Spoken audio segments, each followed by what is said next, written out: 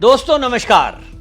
दोस्तों TCS company यानी भारत की सबसे बड़ी सॉफ्टवेयर टाटा कंसल्टेंसी सर्विस, ये जो कंपनी है इसमें यौन उत्पीड़न और धर्मांतरण का एक बड़ा चौंकाने वाला मामला सामने आया है। और इसमें जो खुलासे हुए हैं उसको जानकर आप चौंक जाएंगे कि देश की नामी ग्रामी आईटी कंपनी में किस तरह से हिंदू लड़कियों को टारगेट किया जा रहा था। के लड़के व्हाट्सएप ग्रुप बनाकर लड़कियों को टारगेट कर रहे थे और जिनका एक सूत्री कार्यक्रम था कि लड़कियों का यौन उत्पीड़न करा जाए, फिर उनको ब्लैकमेल किया जाए और उसके बाद धर्मांतरण के बाद उनको अब तो यह भी शक हो रहा है कि कहीं ना कहीं आतंकवादी गतिविधि में क्यों ना लगाया गया हो। द केरला फाइल जो मूवी आपने देखी थी वो बिल्कुल चरितार्थ नासिक में हुई है और महाराष्ट्र के नासिक के टीसीएस के ऑफिस में ये जो खुलासा हुआ है ये एक लड़की ने किया जिसने एफआईआर कराई और उसके बाद जब जांच हुई तो वहां चौंकाने वाला खुलासा हुआ। और उस चौंकाने वाले खुलासे में जो तथ्य सामने आए हैं उस पर आपको बता दूं कि पूरे देश के अंदर हड़कंप मच गया है। केंद्र सरकार ने हालांकि इस पर अब आदेश जारी किया है कि जो भी आईटी कंपनी है वो अपने कर्मचारियों पर इस तरह की चीजें दें। और ये पहली बात नहीं है, देश के अंदर ऑलरेडी एक कानून है और यह कानून पोस्ट नाम से है जो कार्यस्थल पर महिलाओं का यौन उत्पीड़न रोकथाम निषेध अधिनियम 2013। यह 9 सितंबर 2013 से देश के अंदर लागू है और इसके अंदर कानून है कि कोई भी जिस ऑफिस में 10 से अधिक कर्मचारी हैं और महिला कर्मचारी जहां हो तो एक महिलाओं की कमेटी बनाना जरूरी है और वो सुनवाई करेगा ऐसे केसों की कि किसी लड़की के साथ महिला के साथ ऑफिस में कोई छेड़छाड़ तो नहीं हो रही है। लेकिन आप जानकर चौंक जाएंगे कि ये हर ऑफिस में फॉर्मेलिटी के लिए बनाई भी जा रही है कमेटी, काम कुछ नहीं होता क्योंकि सब मिली भगत होती है। ऐसा ही मामला नासिक के कॉर्पोरेट ऑफिस टीसीएस में खुलासा हुआ जहां बीपीओ में आपको बताऊं कि नासिक में कुल 300 कर्मचारी काम करते थे जिसमें 40 लड़के और इन 40 लड़कों ने एक व्हाट्सएप ग्रुप बनाया, हिंदू लड़कियों को टारगेट करते थे और व्हाट्सएप ग्रुप बना करके ये तय किया इन्होंने कि किस तरह से लड़कियों को टारगेट करना है, किसको कौन फंसाएगा, कौन बात करेगा, यहां तक भी बातें की गई। और इसी में ये सब चीजें जो हुई हैं, अब आप सोचिए कि इस मामले में किस तरह की गड़बड़ी की जा रही थी। पहले लड़कियों के साथ एक टूर ऑर्गेनाइज करते थे आईटी कंपनी का, आप देखते होंगे थोड़े दिन में कहेंगे साहब एक टूर जा रहा है, टूर पे चलना है और टूर पे ले जा करके वहाँ कोई हरिद्वार जा रहा है, ऋषिकेश जा रहा है और फिर स्नान करेंगी लड़कियाँ तो उनकी दूर से खड़े होकर फोटो बना ली। फिर वहाँ कुछ नशे की चीज़ मिला दी लड़कियों के साथ, फिर ज़बरदस्ती शारीरिक संबंध बनाए जिसकी वीडियो या फोटो बना ली और उसके बाद धर्मांतरण किया गया। ये जो चीज़ें चल रही थी ये चीज़ खुलासा हुआ तो चौंकाने वाले आंकड़े ये आए कि किस तरह से ये चल रहा था पूरा खेल। अब इस मामले में महाराष्ट्र में क्योंकि बीजेपी की सरकार है, देवेंद्र फडणवीस मुख्यमंत्री हैं और मुख्यमंत्री ने इस मामले में जब मामला सारा देखा तो इस मामले में आदेश दिए।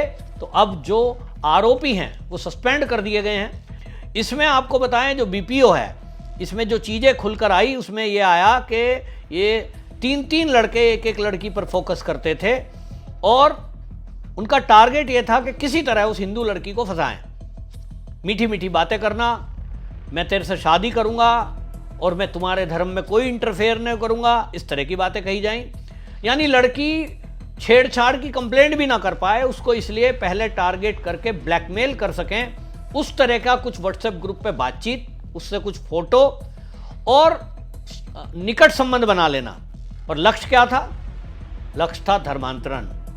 और ये चीजें जो चल रही थी ये सब की सब आप चल रही थी। और इसमें आपको बताएं कि नासिक जो ऑफिस है उसमें तो ये पता चला कि जो एचआर मैनेजर हैं अश्वनी चनानी, उनको लड़कियों ने कंप्लेंट भी करी है लेकिन उस पर मामला दबा दिया गया ये कह करके कि कोई बात नहीं, आपस का कलीग है, मिलकर मामले को सुलझा लो। और सॉरी बोल करके वो लड़के निकल लिए जिस लड़की ने भी इस बात पर ऑब्जेक्शन किया। मतलब अगर कोई लड़का किसी लड़की को गलत तरह का प्रपोजल कर रहा है, फंसाने की कोशिश कर रहा है और लड़की ने उसकी कंप्लेंट कर दी तो ये कहते हैं साहब सॉरी गलती हो गई, आगे से मैं बात इस तरह की नहीं करूंगा, इस तरह का कोई मैसेज आगे से नहीं भेजूंगा। तो मामले को केवल इतना हल्के में लेकर छोड़ दिया गया और इसी का नतीजा ये हुआ कि वहां आप सोचिए कि इस तरह की बड़ी घटना हुई जिसमें अब ये घटना सामने आई कि लड़कियों का यौन शोषण और धर्मांतरण हुआ है। और आप इसी से अंदाजा लगाइए कि टीसीएस नासिक में जो बीपीओ में 300 कर्मचारी में केवल 40, और ये 40 वहां हिंदू लड़कियों को टारगेट करके ऐसा किया है। अब आईटी कंपनी में अगर ऐसा हो रहा है, बाकी जगह क्या हो रहा होगा, इससे आप अंदाजा लगाइए। इसीलिए अब इस पर सख्त एक्शन हुआ है और इस पर अब केंद्र के जो मंत्री हैं उन्होंने भी एक्शन लिया है। और केंद्र सरकार ने इस मामले में अब ये कहा है, जो डीजीपी हैं राज्यों के, उनको लिखा गया है और उनसे कहा गया है कि इस मामले में ध्यान रखा जाए। टीसीएस कंपनी को जवाब पूछने के लिए हम भारतीय जनता पार्टी के कार्यकर्ता पदाधिकारी आए थे।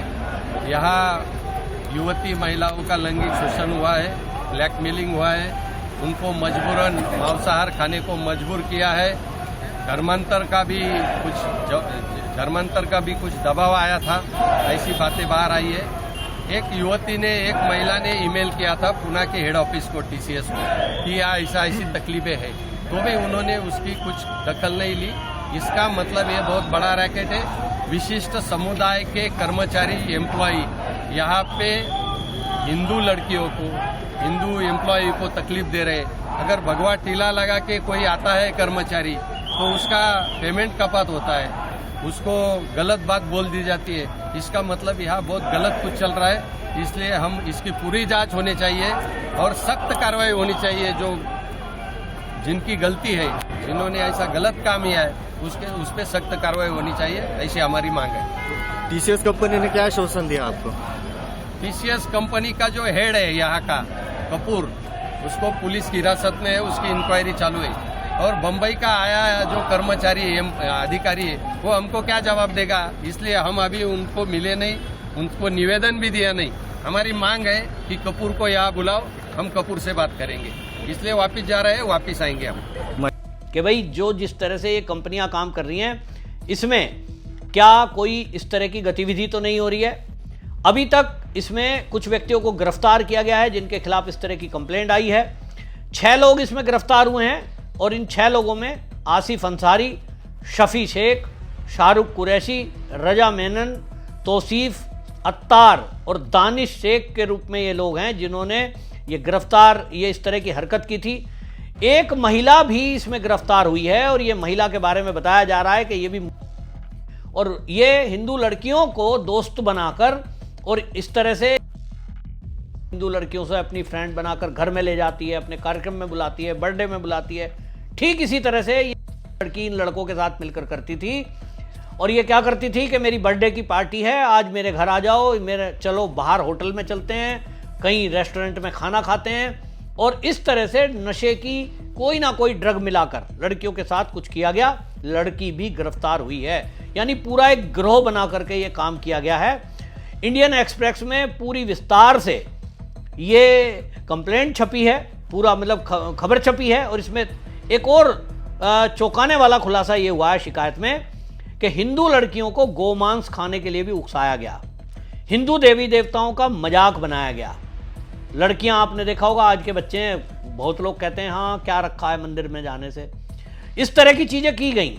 उनको मतलब ब्रेन वॉश किया गया ताकि वो आसानी से हिंदू धर्म छोड़ दें, पा जाए। गौमांस खाने के लिए परोसा गया, पहले नशा करवा दिया गया, उसके बाद उनको गाय का मांस खिलाया गया प्लानिंग के साथ, और बाद में बता दिया कि कल रात जो हमने मीट खाया था उसमें तो गाय का मांस था। अच्छा भाई, अब तो तुमने गाय का मांस खा ही लिया, अब तो हिंदू धर्म छूट ही गया, तो छोड़ दो।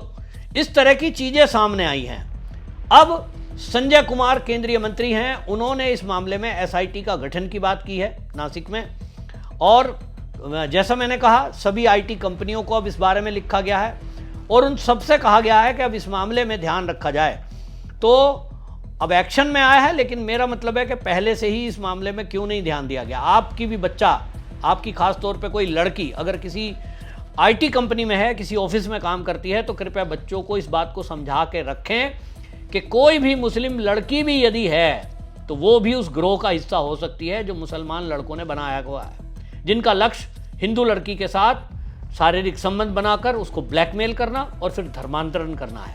ये जितने भी वादे करें, जो भी आपको उल्टी सीधी बातें करें और लच्छेदार बातें करें, इनका एक सूत्री कार्यक्रम है लव जिहाद। सामने आया बारे में क्या बताएंगे? वो है ना, मैं इसलिए तो मैंने स्पीच में भी कहा ना, इस तरीके के जो कॉर्पोरेट जिहाद जिसको हम बोलते हैं, जहाँ इनको मिलता है वहाँ वो जिहाद करने की कोशिश करते हैं, हमारी हिंदू बहनों का जिंदगी खराब करने की कोशिश करते हैं। वहाँ हमारा ये देवा बहू की सरकार वहाँ ये जिहाद खत्म करने के लिए पूरे ताकत से उतरेंगे। जिधर भी जिहाद होता रहेगा, इनकी हिम्मत करने दो जिहाद करने के लिए, वहाँ इनको रोकने की पूरी ताकत हमारे पास है। और अब ये आ गया है आईटी जिहाद।